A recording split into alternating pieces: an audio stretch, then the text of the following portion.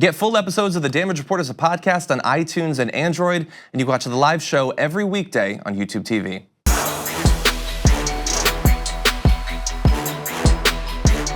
Joining us now to help break down the situation in Yemen, Saudi Arabia, and the possible future of our involvement with those countries, Robert Naiman, Policy Director of Just Foreign Policy. Welcome to the show. Good to be with you. Glad to have you here. So I want to start off, I want to lay the stage for the possible developments in the future. What do you see as the gap between what the average American citizen thinks is happening in Yemen with Saudi Arabia and our involvement, and what the actual state of that conflict is today?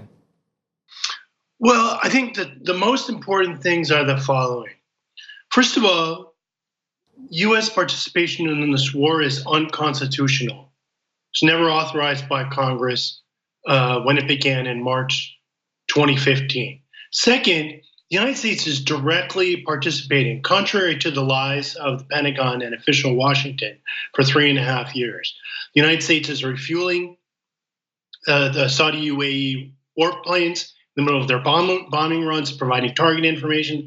We just learned that former US Special Forces have done assassinations, and that's on top of supplying 60% of the Saudi weapons, and on top of blocking resolution for ceasefire at the Security Council. And they're using US diplomatic weight to defend the Saudi regime. So this is a United States war in every sense. Congress can stop it by reasserting its constitutional war powers. And that effort is underway right now. Again, Bernie Sanders in the Senate, Ro Khanna and Mark Pocan in the House, as in the Senate, voted in March, failed to end the war. Now we believe that we have the votes to end the war when we get a vote next month. That's the second important thing. This war is unconstitutional. Congress can stop it. We believe we have the votes when we get a vote, and we saw in March that we can get a vote in the Senate. We need pressure on the House leadership to get a vote in the House, and that means getting more people to co-sponsor the bill to show the momentum. Last thing, this incredible historical moment that we're in right now because of the Saudi regime's assassination of Jamal Khashoggi.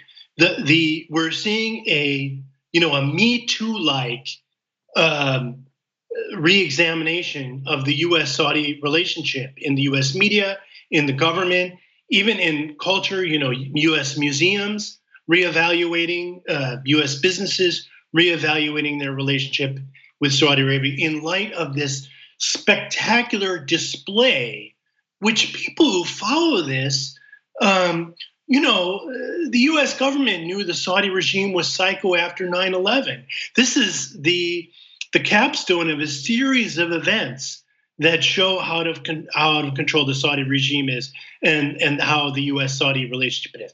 But now it's like a moment of the truth is for all to see, like we're all looking at it once. And this is the moment where we should take advantage of this to fundamentally divorce the United States of America, the government and the media and business and the society from the sick Saudi regime and end this sick relationship. And the first key step is to end US participation in the war in Yemen, end the war. And this is urgent and immediate because millions of human beings are on the edge of starvation thanks to the Saudi war and blockade. So this isn't something that we should do in February. This is something we must do in November to save the lives of innocent Yemeni civilians.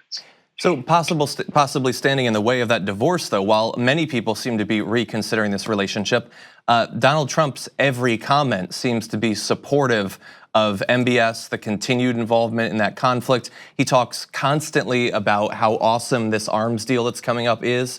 How much hope do you have that the changing tide outside of the White House will actually be able to pressure him to actually divorce from Saudi Arabia? So thank you for that question. This is really key. This is a time that everybody in the United States needs to remember our high school civics. This is not about Donald Trump. Under the Constitution of the United States, under the War Powers Resolution of 1973, Congress, not the president, decides when the United States goes to war.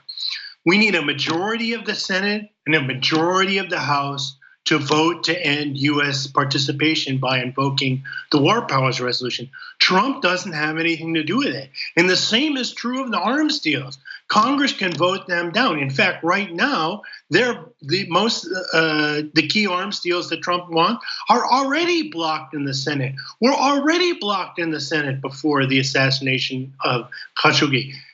Corcoran, Republican chair of Senate Foreign Relations, said this stuff is already blocked. In fact, he said, I told the company, stop bringing new deals. Senate's not going to approve them now.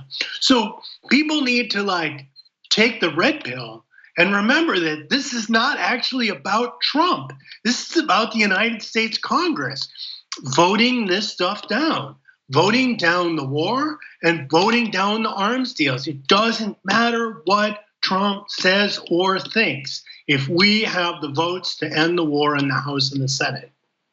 Well, Robert Heyman, Policy Director of Just Foreign Policy, thank you for breaking down how this is likely to play out in the future. Appreciate it. My pleasure. Thank you very much for watching this clip from the Damage Report. If you liked it, don't forget to subscribe to this channel and ring the bell on YouTube to get notifications of our new videos. And of course, you can catch the full Damage Report live every weekday at 1 p.m. Eastern, 10 a.m. Pacific on TYT Network on YouTube TV.